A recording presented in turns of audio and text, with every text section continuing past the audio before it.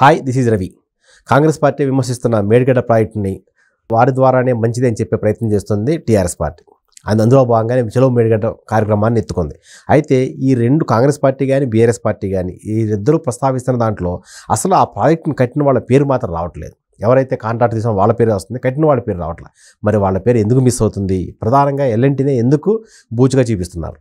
ఇదే అంశంపై మనతో మాట్లాడేందుకు సీనియర్ జర్నలిస్ట్ సిఎస్ రావు గారు ఉన్నారు. ఆయన అడిగి మరిన్ని వివరాలు తెలుసుకుందాం. సార్ నమస్కారం. సార్ నమస్తే రవి. సార్, బీఆర్ఎస్ పార్టీ చలో మేడిగడ్డ చేపట్టింది, కాంగ్రెస్ పార్టీకి కౌంటర్ ఇచ్చేందుకు సిద్ధమైంది. అయితే ఈ మొత్తం వ్యవహారంలో అసలు పేరు మాత్రం వినిపించట్లేదు. సో తెర వెనుక ఏం జరిగింది? సో ఒకటేంటంటే కాళేశ్వరం అనగానే మనకు గుర్తొచ్చేది మెగా సంస్థ ఆ కాళేశ్వరం ప్రాజెక్ట్ని కట్టింది అని చెప్పి. సో కాళేశ్వరం ప్రాజెక్టులో అంతర్భాగం మేడిగడ్డ అనుకోవచ్చు. సో మేడిగడ్డ అంతర్భాగమే బీఆర్ఎస్ పార్టీ చెప్తున్న దాని ప్రకారం. అసలు టోటల్ ప్రాజెక్టు మీదనే కేంద్రంలో ఉండే నేషనల్ డ్యామ్ సేఫ్టీ అథారిటీ ఏం చెప్తుందంటే దాని నిర్మాణంలో లోపాలు ఉన్నాయి, కాళేశ్వరం ప్రాజెక్టులో దాని నిర్వహణలో లోపం ఉంది, దాని డిజైన్లో లోపం ఉందని చెప్తున్నప్పుడు ఆ ప్రాజెక్ట్ నిర్మించినటువంటి మెగా కంపెనీ బాధ్యత వహించాలి, ఎల్ఎన్టీ కూడా బాధ్యత వహించాలి. కానీ గత కొంతకాలంగా ఎల్ఎన్టీ పేరు తప్ప మెగా సంస్థ పేరు అయితే ఎక్కడ వినిపించట్లా. ఈవెన్ కాంగ్రెస్ వాళ్ళు చెప్పట్లేదు మెగా సంస్థ గురించి, బీఆర్ఎస్ పార్టీ అయితే ఎలాగో చెప్పదు. ఎందుకంటే వాళ్ళు మెగా సంస్థతోటి కొలీడ్ అయ్యి ఆ ప్రాజెక్టులో అవినీతి పాల్పడ్డారని చెప్పి అందరికీ తెలిసినటువంటి అంశమే. విపక్షాలు కూడా అదే చెప్తూ ఉన్నాయి. సో బీజేపీ కేంద్రంలో ఉంది, కేంద్రంలో ఉన్నటువంటి బీజేపీ అయినా మెగా సంస్థ గురించి చెప్తుందా అంటే అది కూడా చెప్పట్లా.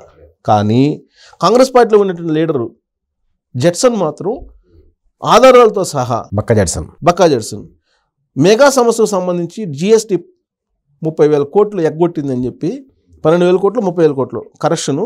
సో కొన్ని వేల కోట్లు ఎగ్గొట్టిందని చెప్పేసి సిబిఐకి కంప్లైంట్ చేశారు, ఈడీకి కంప్లైంట్ చేశారు. అలాగే షర్మిల, ఆ రోజు వైఎస్ఆర్ తెలంగాణ పార్టీ చీఫ్గా ఉన్నటువంటి షర్మిల, ఆవిడ కూడా మెగా సంస్థ మీద ఒక ఫైలు సిబిఐకి ఢిల్లీలో వెళ్ళి విజిలెన్స్కి, తర్వాత సిబిఐకి, ఈడీకి కూడా కంప్లైంట్ చేసింది. ఓకే. ఇదే మెగా సమస్య మీద ప్రస్తుత ముఖ్యమంత్రిగా ఉన్నటువంటి రేవంత్ రెడ్డి పిసిసి అధ్యక్షుడిగా ప్రతిపక్షంలో కాంగ్రెస్ పార్టీ ఉన్నప్పుడు ఆయన కూడా మెగా సమస్య మీద అనేకమైనటువంటి ఆరోపణలు చేశారు.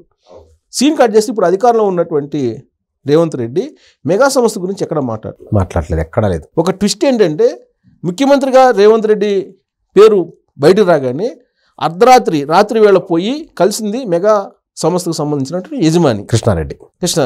మెగా సంస్థ సంబంధించిన యజమాని. ఏం మాట్లాడుకున్నారో తెలియదు. బట్ శ్వేతపత్రం విడుదల చేసిన మేడిగడ్డ కానీ సుందెల్లా లీక్ అయింది, మేడిగడ్డ కుంగిపోయింది, కాళేశ్వరం బాహుబలి మోటార్లు మునిగిపోయాయి, ఇవన్నీ జరిగినాయి కదా. ఇవన్నీ జరిగిన దాని మీద ఎంక్వైరీ వేస్తామని చెప్పి కూడా కాంగ్రెస్ పార్టీ చెప్పిన తర్వాత ఇప్పుడు సిట్టింగ్ జడ్జిని ఇవ్వమంటున్నారు, రిటైర్డ్ జడ్జిని ఇస్తామంటున్నారు. కాబట్టి రాష్ట్ర సంస్థల చేత ఎంక్వైరీ చేస్తే బాగుంటుందని చెప్పేసి విజిలెన్స్ తోటి విచారణ చేయించారు. విజిలెన్స్ ఏం చెప్పింది? 3 అంశాల మీద కేసులు పెట్టచ్చు అధికారుల మీద అని చెప్పింది. సో కేసులు పెట్టి ఎవరి మీద పెడుతుంది? తెలంగాణ సిఐడి తోటి కేసులు పెట్టించాలని చూస్తున్నారు. ఎవరు దొరుకుతారు ఆన్ పేపరు? అధికారులు తప్ప పొలిటీషియన్స్ దొరకరు. సో ఇప్పుడు దీన్ని రాజకీయ కోణం నుంచి రాజకీయంగా అన్ని పార్టీలు వాడుకునేటువంటి ప్రయత్నం చేస్తున్నాయి తప్పితే బీజేపీ కానీ కాంగ్రెస్ కానీ బీఆర్ఎస్ కానీ అసలు దాన్ని నిర్మించినటువంటి కాంట్రాక్టర్ నుంచి రికవరీ చేసేటువంటి ప్రయత్నం చేయట్లా. ఒకనొక సందర్భంలో రెవెన్యూ రికవరీ యాక్ట్ కింద నేను రికవరీ చేసే ప్రయత్నం చేస్తానని చెప్పి రేవంత్ రెడ్డి అన్నారు. అసలు అసెంబ్లీలో అంత పెద్ద చర్చ జరిగింది. అసలు దాన్ని నిర్మించినటువంటి మెగా కంపెనీ గురించి ఎక్కడ ప్రస్తావనలా.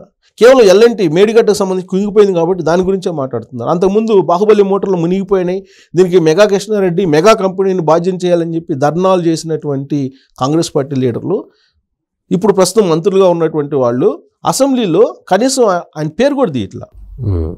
బీజేపీ కూడా పట్టించుకోవట్లా. బ్లాక్ లిస్ట్లో పెట్టచ్చు కదా కంపెనీలని. ఒకవేళ అవినీతి జరిగి ఉంటే వాళ్ళు చెప్పిన దాని ప్రకారం ఇప్పుడు 3 పార్టీలు చెప్పినాయి కదా. ప్లస్ కాళేశ్వరం ప్రాజెక్టు వాటికి ఏటీఎంగా వాడుకుంటున్నారు కేసీఆర్, కల్వకుంట్ల ఫ్యామిలీ అని చెప్పి ప్రధానమంత్రి నరేంద్ర మోడీ, అమిత్ షా ఇద్దరు చెప్పారు కదా, అన్నారు ఖచ్చితంగా అరెస్ట్ చేస్తాం వాళ్ళని చెప్పారు కదా. కానీ ఎక్కడ ఏం జరగట్లా. అసెంబ్లీ ఎన్నికలు అయిపోయినాయి, దాన్ని చూపించి మేడిగడ్డని కాంగ్రెస్ పార్టీ అధికారంలోకి వచ్చింది. తర్వాత ఏం చేయాల?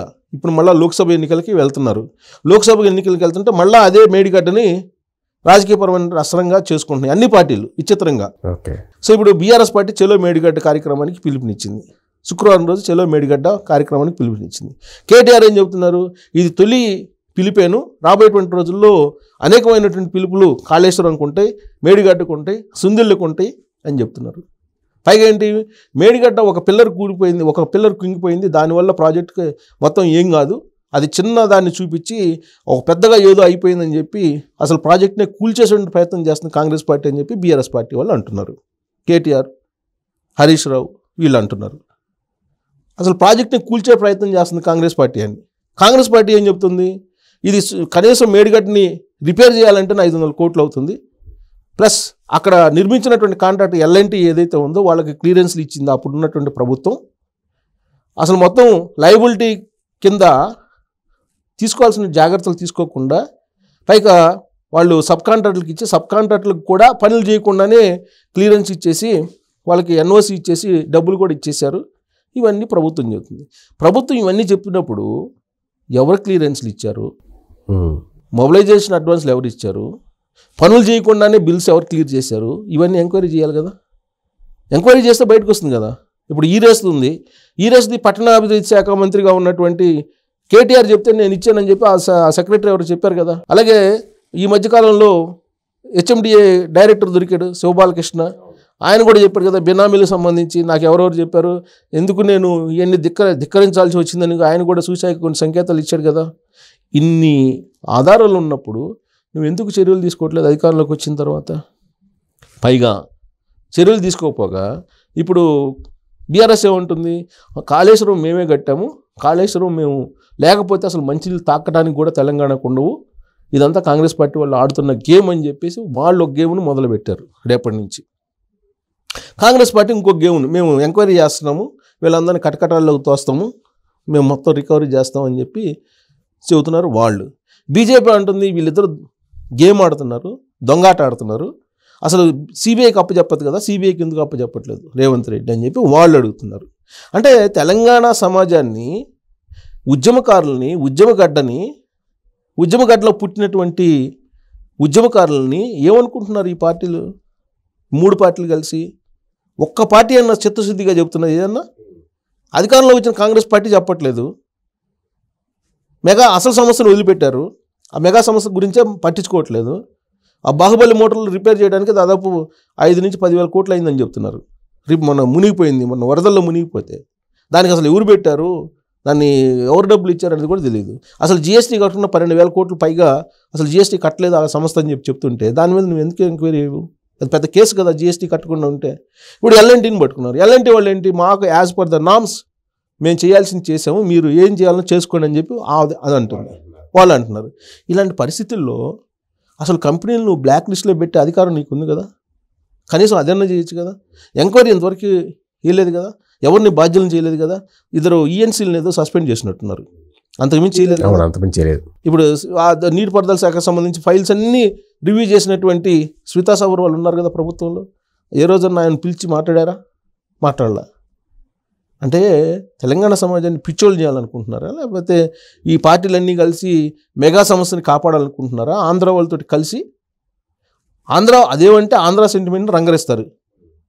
మరి ఆంధ్రాకు సంబంధించిన కాంట్రాక్టర్లు తప్పు చేస్తే ఆంధ్ర సంబంధించిన కాంట్రాక్టర్ని కూడా మీరు ఏం చేయలేకపోతున్నారంటే మీరు ఎంత లాలూచి పడ్డారనేది అనుమానం తెలంగాణ సమాజానికి కలగదా?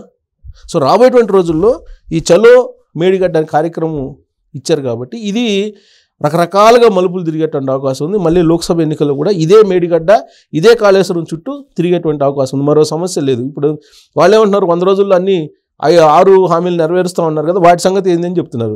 దాన్ని డైవర్షన్ చేయాలంటే మళ్ళీ మేడిగడ్డను చూపించాలి కాంగ్రెస్ పార్టీ.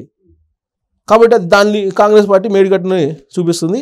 అదే మేడిగడ్డని బేస్ చేసుకొని వీళ్ళు మేమేం తప్పు చేయలేదని చెప్పడానికి వీళ్ళు కూడా బీఆర్ఎస్ పార్టీ కూడా అదే ఎత్తుగడ వేస్తుంది. ఎందుకంటే అసెంబ్లీ ఎన్నికల్లో నష్టపోయింది కాబట్టి.